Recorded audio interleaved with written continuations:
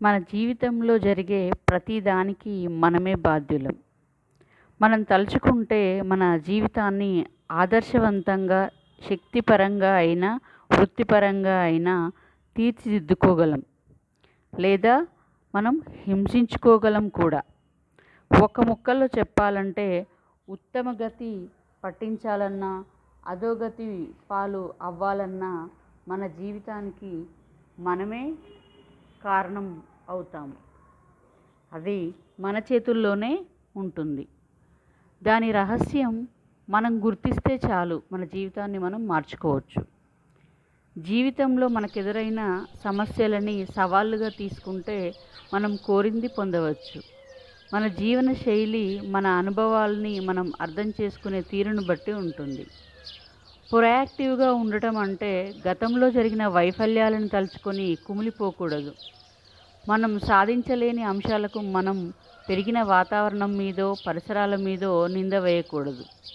ప్రొయాక్టివ్గా ఉండటం అంటే నేలకారిన పాల గురించి, గడిచిపోయిన గతం గురించి బాధపడటం కాదు. ప్రపంచం మనల్ని చిన్నచూపు చూసిందని అసలు చింతించొద్దు. ఎప్పుడు ప్రొయాక్టివ్గా ఉండడానికి ట్రై చేస్తూ ఉంటే మనము ఎప్పుడు పని చేయడానికి సిద్ధం అని ఒక అర్థాన్ని మనమే చెప్పగలిగిన వారం అవుతాం.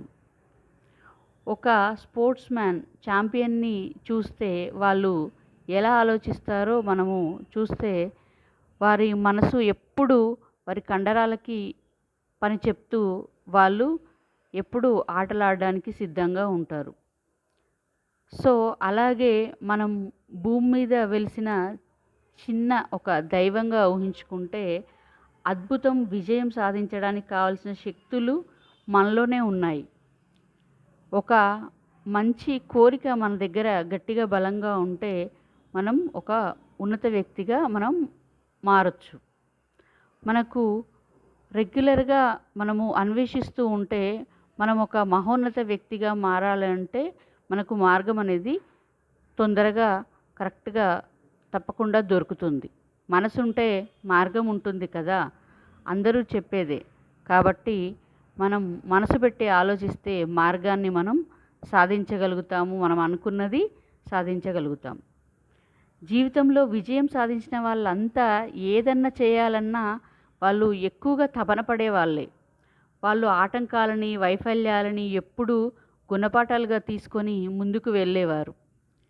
తప్పులని వాళ్ళు సరిదిద్దుకోవడానికి, ఇంకా ఎదగడానికి కలిగిన అద్భుత అవకాశాలుగా భావిస్తూ ముందుకు వెళ్తూ ఉంటారు.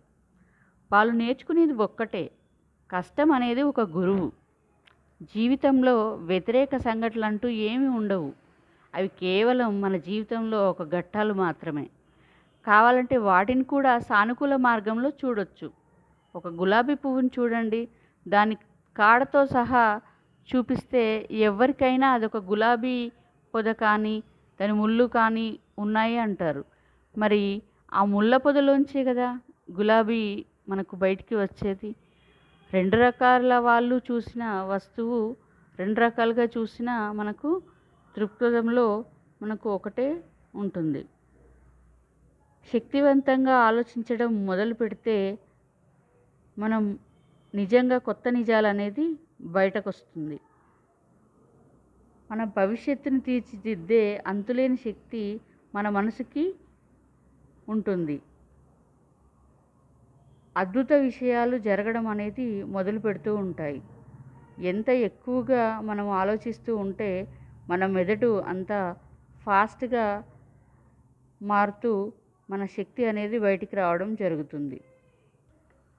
పని కోసం హుషారుగా ప్రొయాక్టివ్గా ఉండాలి అంటే పరిస్థితుల్ని మనకు అనుకూలంగా మార్చుకోవాలే కానీ మనం పరిస్థితులకి బానిస అవ్వకూడదు. మనకు గతంలో జరిగిన ఏ సంఘటన అయినా, భవిష్యత్తులో జరగబోయే ఏ సంఘటన అయినా అర్థం చేసుకోవడం అనేది మన చేతుల్లోనే ఉంటుంది. అంటే ఉదాహరణకి ఎవరైనా మనల్ని కించపరుస్తుంటే దాన్ని ఎలా అర్థం చేసుకోవాలన్నది మన చేతుల్లోనే ఉంటుంది. ఒక మామూలు మనిషి కోపం తెచ్చుకొని ఎందుకు తనని ఇలా ఎదుటి వాళ్ళు అనాలని బాధపడిపోతూ ఉంటే దానివల్ల మనకు వ్యతిరేక భావనలు ఎక్కువై ఇంకా ఏ పని చేయలేకుండా మనం ఉండిపోతూ ఉంటాం. కానీ ప్రొయాక్టివ్ లక్షణం పొందే వ్యక్తికి ఉండే లక్షణం అది కాదు. ఎప్పటికప్పుడు మనము ప్రొయాక్టివ్గా ఉండాలి అంటే అవతలి వారు చెప్పే విషయాన్ని వదిలేస్తూ మనని మనం అర్థం చేసుకుంటూ ముందుకు వెళ్ళాలి. అంటే ఏ అంశాన్నైనా మనము మనని ఎదుగుదలకి తోడ్పడేటట్టు ఉండేటట్టే మనం ఎంచుకుంటూ మనం ముందుకు వెళ్తూ ఉండాలి.